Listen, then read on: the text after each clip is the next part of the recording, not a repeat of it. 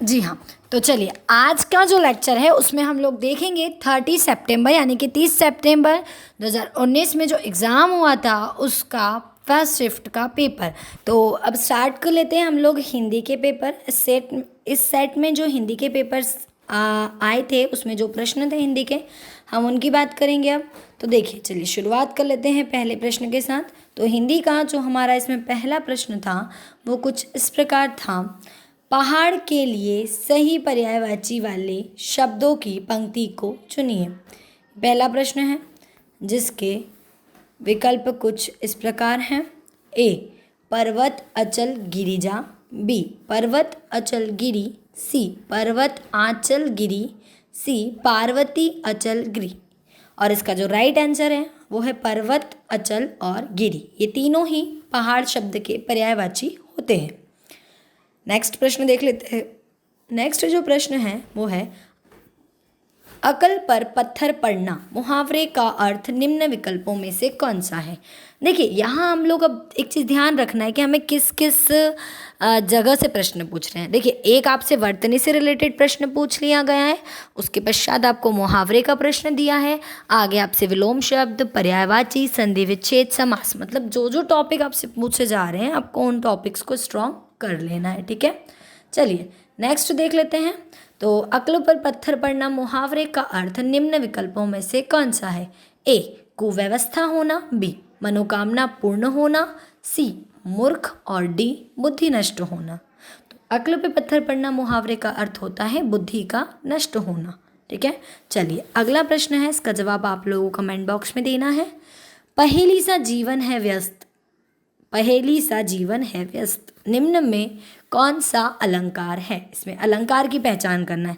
देखिए अलंकार के भी प्रश्न आए हैं एग्जाम में।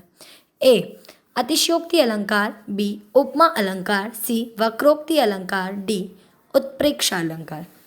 हमेशा हमने देखा है जहाँ पर भी तुलना कर दी जाए, यहाँ जीवन की तुलना कर दी है पहेली से कि पहेली की तरह जीवन व्यस्त है, तुलना कर दी गई है, मतलब यहाँ पर होगा उपमा अलंकार। अगला देख लेते हैं। आव प्रत्यय से बना निम्न में से कौन सा शब्द है। ए पड़ाव, बी आवश्यक, सी आवनाताव और डी आवक। जल्दी से कमेंट बॉक्स में सभी लोग उत्तर देंगे, बहुत सरल सा प्रश्न है। बिल्कुल सही, पड़ाव जो है वो आव प्रत्यय से बना शब्द होता है। पांचवा प्रश्न हम लोग देखते हैं। एहतियात का निम्न में से कौन सा विलोम शब्द है। सभी ने सुना होगा ये शब्द एहतियात बरतना। ए अनएहतियात, बी अनहतियात, सी अहतियात और डी लापरवाही। चारों में से कौन सा विकल्प एहतियात शब्द का विलोम है। जल्दी से सभी कमेंट बॉक्स में बताइए। जी बिल्कुल सही, जितने बच्चों ने उत्तर दिया है लगभग सभी ने सही उत्तर दिया है, और जिनका गलत है उनकी जानकारी के लिए मैं बता दूं कि एहतियात का जो विलोम होता है वो होता है लापरवाही। ठीक है, एहतियात का शाब्दिक अर्थ जिम्मेदारी होता है और उसका विपरीत हो जाएगा यहाँ पर लापरवाही। अगला है परिणाम के लिए सही संधि विच्छेद को चुनिए। ए परिधन्नम, बी पारिधन नाम, सी परिधन नाम और डी पारिधन नाम। डी विकल्प है पारिधन नाम। हमने संधि बहुत पहले हम लोगों ने टॉपिक संधि का ख़त्म कर लिया है। उम्मीद करती हूँ आप सभी ने संधि को बहुत अच्छे से पढ़ा होगा। तो देखिए इसका जो सही उत्तर हो जाएगा वो हो जाएगा परिधन नाम। ठीक है ना, परिणाम जो बनता है, और यहाँ पर होती है व्यंजन संधि। आप सभी की जानकारी के लिए बता दूं कि व्यंजन संधि की जो पहचान होती है ण वाली, जहाँ पर भी संधि पूछी जाए मोस्ट ऑफ वहाँ आपको व्यंजन संधि ही देखने को मिलती है। चलिए अगला देख लेते हैं। अगला है स्रोत का शुद्ध रूप निम्न में से कौन सा है। ए श्रुत, बी स्त्रोत, सी स्त्रोत और डी क्षेत्र। तो यहाँ पर शुद्ध रूप होता है स्त्रोत का स्त्रोत।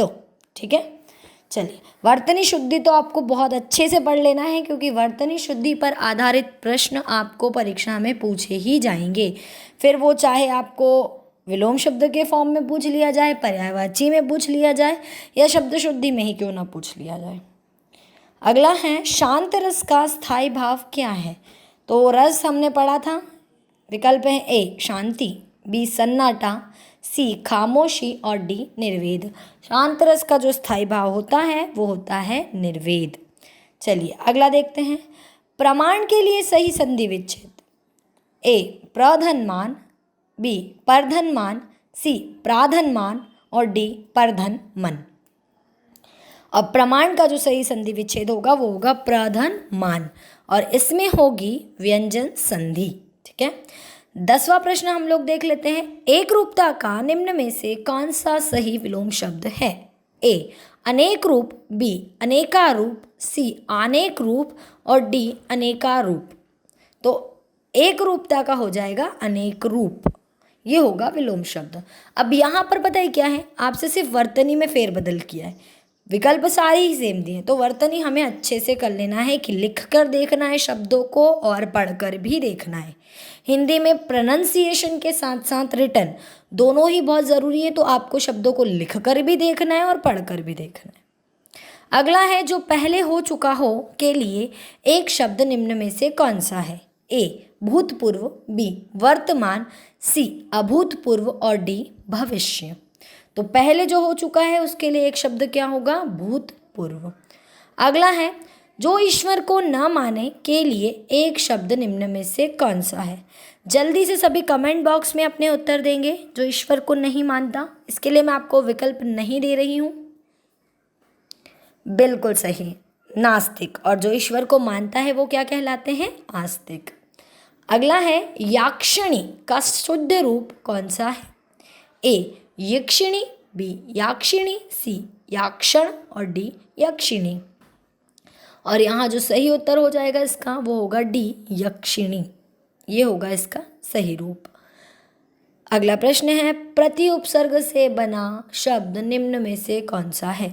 ए प्रीतिवाद, बी प्रातिवाद, सी प्रतिवाद और डी प्रतिवाद।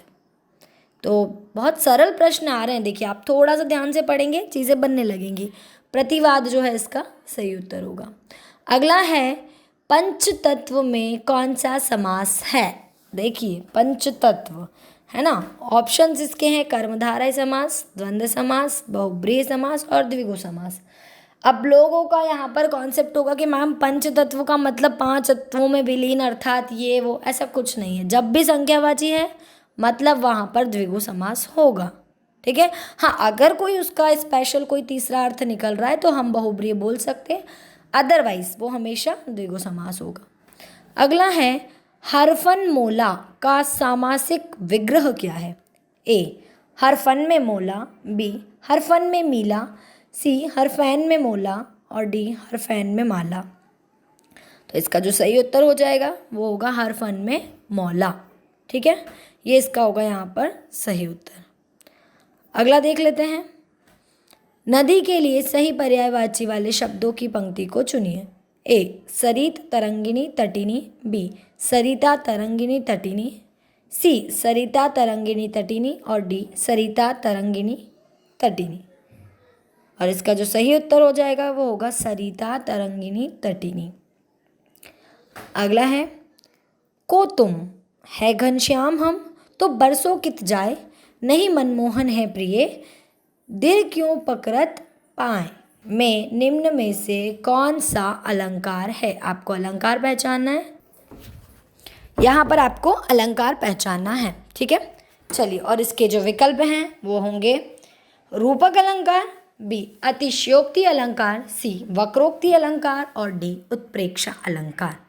देखिए जहाँ पर वाचक द्वारा कुछ और कहा जाए और श्रोता द्वारा कुछ और समझा जाए, ठीक है, तो यहाँ घनश्याम की बात हो रही है और राधा जी घनश्याम का अर्थ निकाल रही है काले बादलों से, तो यहाँ पर हो जाएगा वक्रोक्ति अलंकार। उसके बाद आखिरी प्रश्न है किलकत कान्ह गुट रुवनी आवत, मणिमय कनक नंद के आंगन बिंब पकड़िए धावत में कौन सा रस है? ए भक्ति रस, बी अद्भुत रस, सी वात्सल्य रस और डी शांत रस। इसका उत्तर आप लोगों को देना है।